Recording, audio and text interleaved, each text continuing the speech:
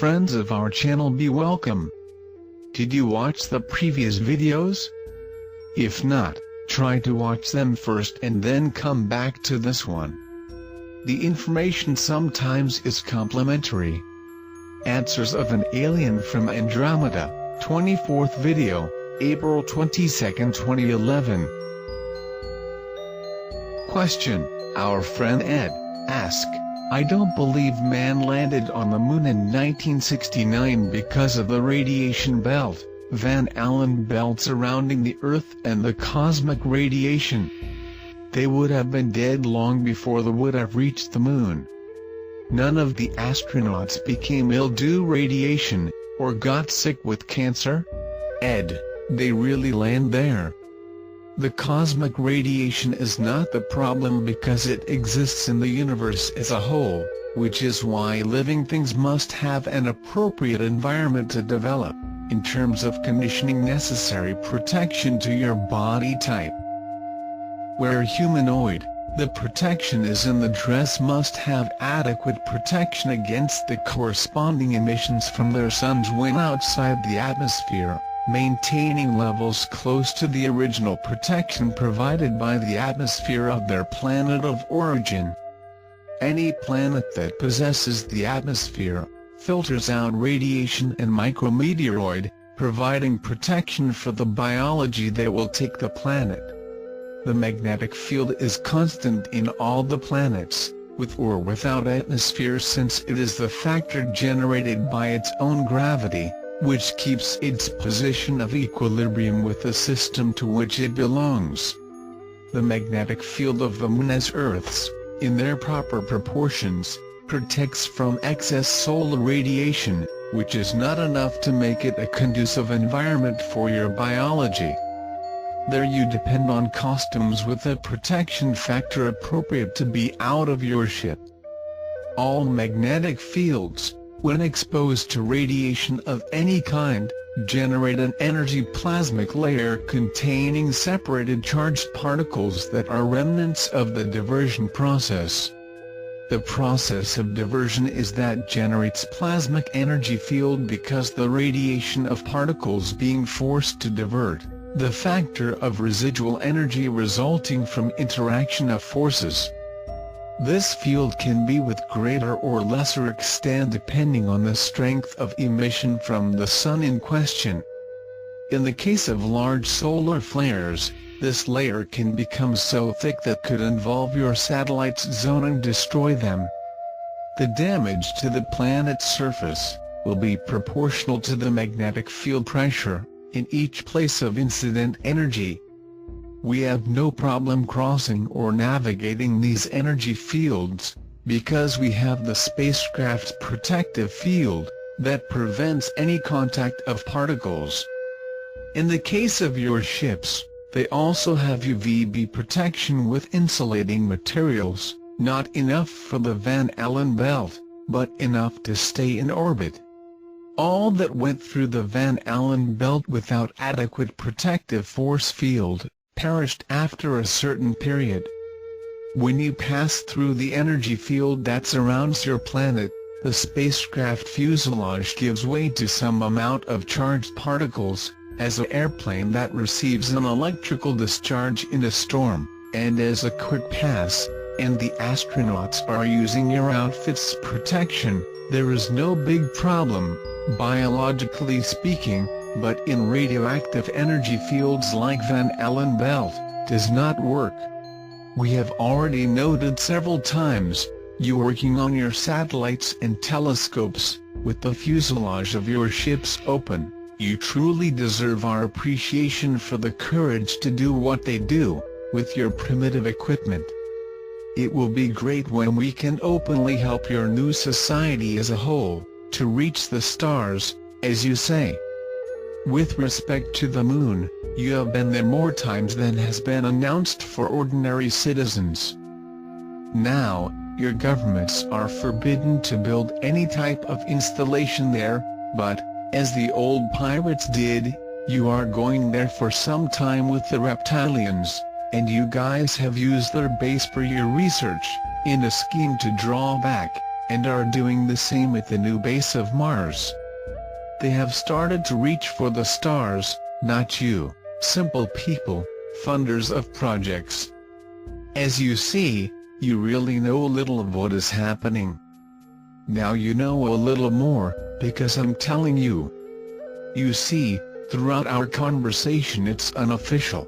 If it generates any kind of speculation and questions, I prefer to stop it.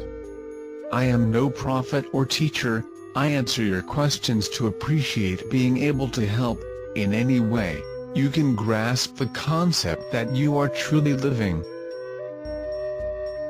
Question: I have this picture of an alien found dead in Russia, can you tell me what it is? Yes, we knew of the accident. This is a being of a race of Orion, unfortunately, had no time to send a distress signal, and were not rescued and died of cold, and attacked by wolves. The wreckage of the spacecraft is in possession of the military in Russia. We do not know if any of them was captured alive. I have good news for a change, perhaps that being of Sirius, who was captured in Brazil, returned to his community. He was placed at the disposal of its staff, by the reptilians who work with your government. I do not know if he is the guy, but it seems that was the only crew that was lost. They took him to the lunar base, where it was delivered. Question: Friend Anthony still has doubts about HARP. He says there is evidence that they are using to cause earthquakes.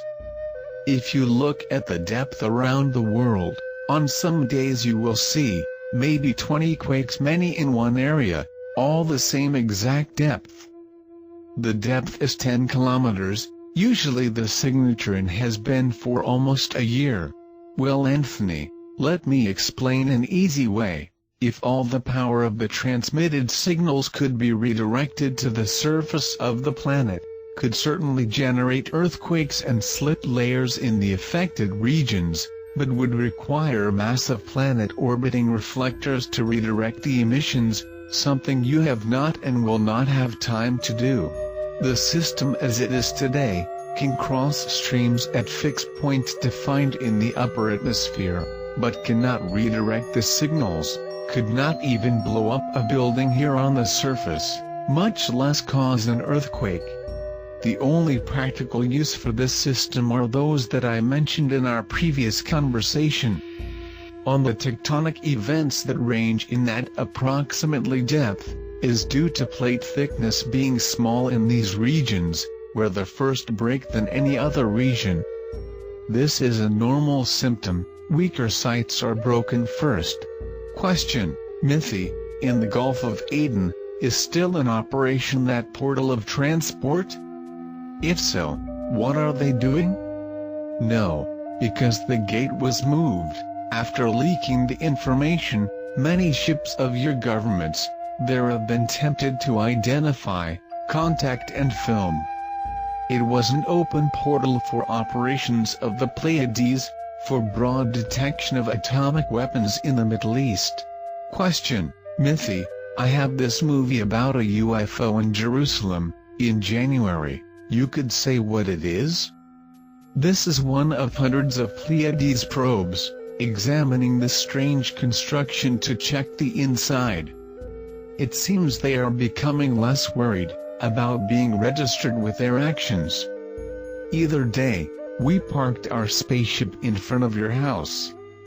Will not take long for that to happen sometime. Question: Mithy Spike asked, what you know about Dulce, New Mexico, and what was happening there? This is one of their major bases, reptilians and greys, that exist in North America. You already know this, but ask anyway. This base was already used before the colonization of America by Europeans. What your government did was modernize it, in accordance with the reptilians. Between greys and reptilians are more than 20,000 living underground in North American territory today.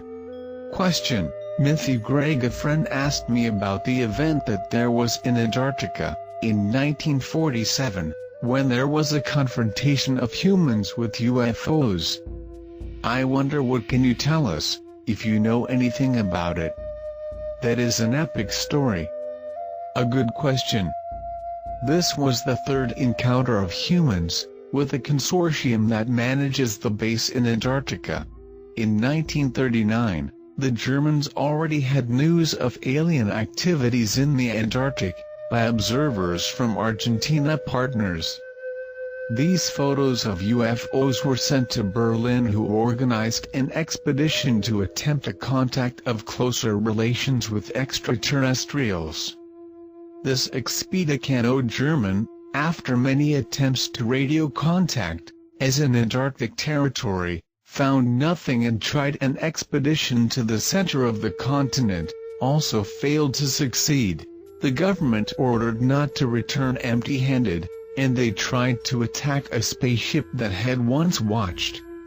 Of course, were captured and taken to the base as its submarines were sunk and the survivors would die. They were invited to stay with the condition never returned. And 48 men were adopted by Pleiadians. In 1947, the North American expedition decided to exploit rumors that the Germans were still operating at its base in Antarctica and resolved by a complete survey. Amid this, the highest-ranking officer was chosen to be taken to meet an official from the base Antarctica to prevent major problems later. The official returned with a message of staying away from Antarctica with any type of weapon, and was given as an ultimatum. The base had observed all the barbarities of your Second Great War, including the nuclear detonation, and just wanted to keep them at a safe distance. Even after this warning, the U.S. government, feeling that it was a Nazi installation, and that the admiral had been tricked, sent a fully armed squad, for taking the Antarctic by the supremacy of force. Needless to say what happened. The Antarctic base, which was thwarting the ultimatum, was serious, or have to live with these attempts. Even reluctantly, they counterattacked the squad and caused them to pull out completely damaged, as an example for all other governors. There were never problems since. The Antarctic had to being declared an area of research, and no armed vessel ever to sail back there. Wait for our next video. Thanks for watching. Join our channel. You are welcome there.